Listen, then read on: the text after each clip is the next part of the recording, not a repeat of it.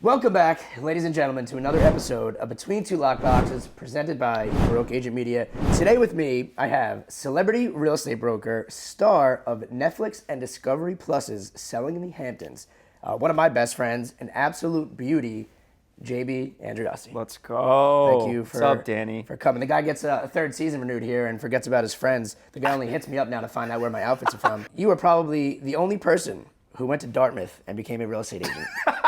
That's 100% true.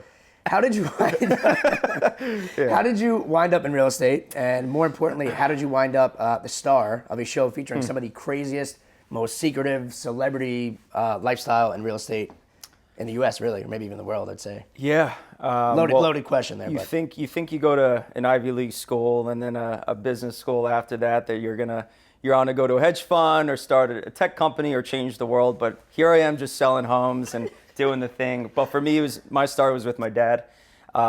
He's been a builder out here for 35 years. Mm-hmm. And Chase and I, my brother, who were actually partners with our development company, we grew up on backhoes and swinging a hammer and just around these job sites. And we're like, holy smokes, there are some beautiful homes where we're from out in the Hamptons. We were aware of what was going on in the real estate world from a young age. And I think it was just that construction world that we grew up around, and then kind of learning the trick of how to sell, which kind of marrying those two worlds. And now we're here slinging stuff out in the Hamptons and building homes too, which is kind of cool. So I've been out with you in Miami. We went to Art Basel.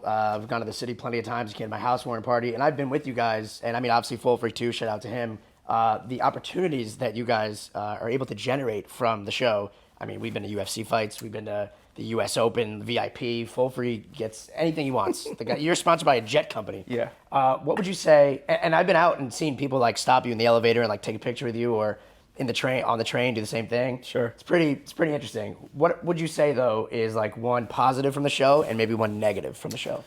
Yeah, I think the positive is that I have a lot of people around the world that are interested in real estate or just interested in how I got started in this world and how I've become, a TV star, but also someone that people look up to. Right. And I think it's cool to be able to be that mentor for people. I think that's the biggest positive I've seen that has really, truly affected my life.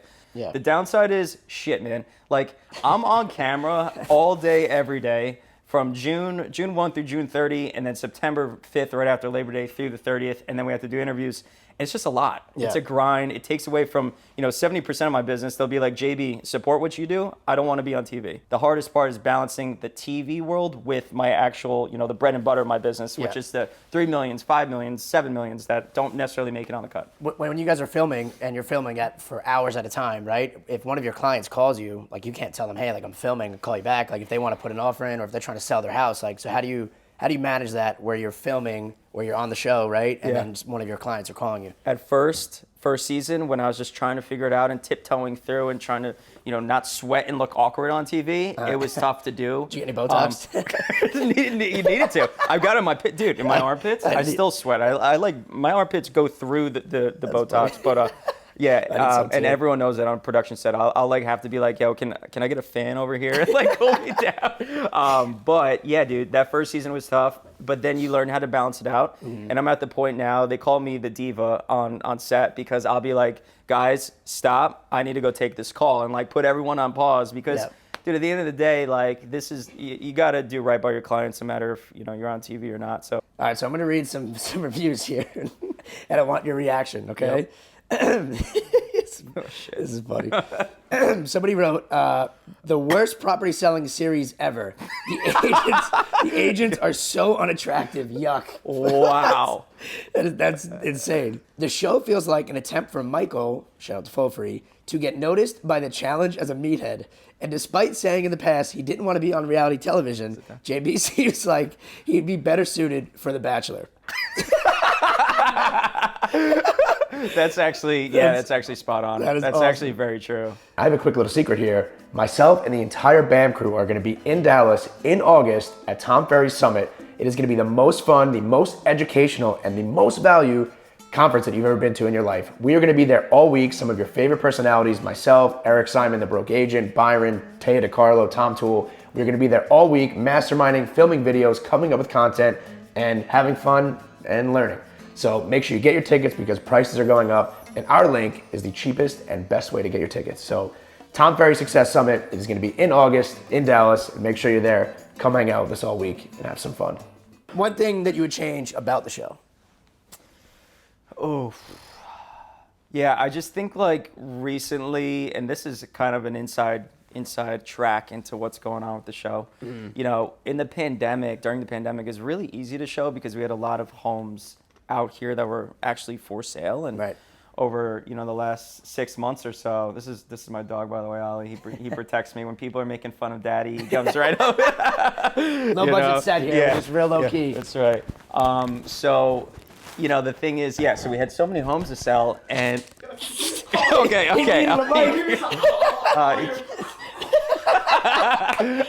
thing I got to commend you on is your content's gotten a lot better recently. You're crushing the content game.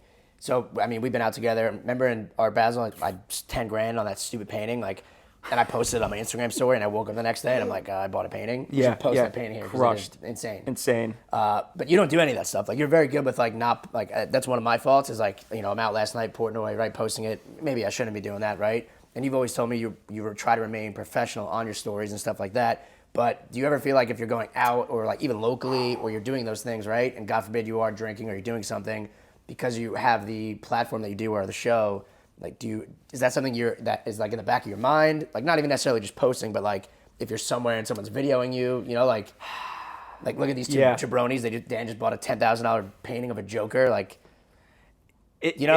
do know what you're saying. It's a tough one for me because as much as I want to post that stuff, I know that there's certain clients that just would not get down with that, and they'd be super kind of pissed off, and because they're mostly very conservative. Right. But on the other hand, it's I want to show my personality. My personality is hanging with someone like you, who is I call it, you're flashy. It's my boy. But and we have fun, and I want to show that. But at the same time, I have to sort of protect the integrity of my brand, which I'm still trying to formulate. But it's at the end of the day, it's the Hamptons. Yeah. I just have to be a little bit more careful with that stuff. But and your clientele is that's what I mean, $30-40 million, and they're 60-year-old guys, and they don't really understand it. But at the same time, I think it does take away from my true personality, which is the guy that's going to be buying a $10,000 painting $10,000 painting right alongside you. So craziest real estate story or deal. I got a good one. So I was representing a $3 million house in Southampton Village last year. I think we closed in Q1 of last year. 2 days before the closing, this is new construction, mind you, right? 2 days before the closing, I go hit up the developer, the owner, my client. I go, we're good to go. Closing's happening in 2 days. Do I got to walk through the house? Are we good? I have the walkthrough with the clients that morning. Just want to make sure that everything's good. JB, we're good. Don't worry about it. He's like, thank you for everything you've done. We got here. We're done. We're at the finish line. And so I took his word for it. It's the last time I ever do that with someone. Oh, I show up 15 minutes before the walkthrough on the day of closing. Dan, the furniture's all over the place. There is dirt, scuff marks throughout the house. There is shit on the walls of the junior primary bathroom. So I walk in, the place is a mess. There's little bit of chunks of throw up in the kitchen. Poop? Literal poop, Dan. Dan, there's feces on the I don't know if it's human, dog, or what. Maybe it was a tight bathroom, so maybe they turned and they missed it and just left it there. But in any event, so I walk through this and just imagine this, dude. You're like, what the fuck do I do? Yeah. The buyer's coming through. My guy's already at the closing table signing the final paperwork, the attorney. And so they show up, and I just go, and they're with their broker, and I just go, guys, look, there's been a little bit of a miscommunication on this. They come through, and they were like, what the fuck? We got a bit of a duty mess here. What the fuck? All over the place. So I had to scramble to get a cleaning crew in, spent about $1,200. Last question here. When does the new season drop? So and what can we look forward to? Yeah, looking like Q1 of 2023, at some point in the winter next year. And what's cool is that Time Warner just purchased Discovery Plus. Okay. So meaning that they're creating this whole new channel for reality TV, which will live in some sense of like the new Time Warner, which is going to be HBO Max, HBO, Discovery Plus, kind of all merged into one. So anyone that's subscribed to HBO Max or Showtime or HBO can stream our show without having to go to a solo platform like Discovery Plus and stream it from there. So there's going to be a crossover because they're one and the same now. I'm excited for that because that just opens up the doors for a whole new audience. And supposedly, you know, now with that acquisition from Time Warner, they have the largest streaming share, you know, bigger than Netflix, bigger than Hulu, bigger than Disney. So it's exciting times. We just got to see how it kind of all shakes out and plays out. But what to look forward to. Get your popcorn ready for this season, man. I came home sometimes and I was just like, what the fuck just happened? Like, really good TV. And I've had to push back because I'm more of the business guy in the show compared to the rest of the guys like a Michael who just cares about like just being funny. But it's it's gonna be good stuff. It's gonna be good TV. Nice. Hell yeah. Well, man, thank you for doing this. Appreciate it. It's fun. We got to pop up some of the old memories that we have of that picture we were talking about, and some of the definitely. Also, true or false? I've beaten you in golf and in flip cup, beer pong, and beer die. Yes or no? Beer die? I don't know. Yes, golf. yes. Golf. He's got me. We have not had one guest on the show yet that has beaten me in golf. Let's get that on record. Thank you, Ollie here. As always, coming live from the Hamptons. That's another episode of Between Two Lockboxes. You're the man. Awesome.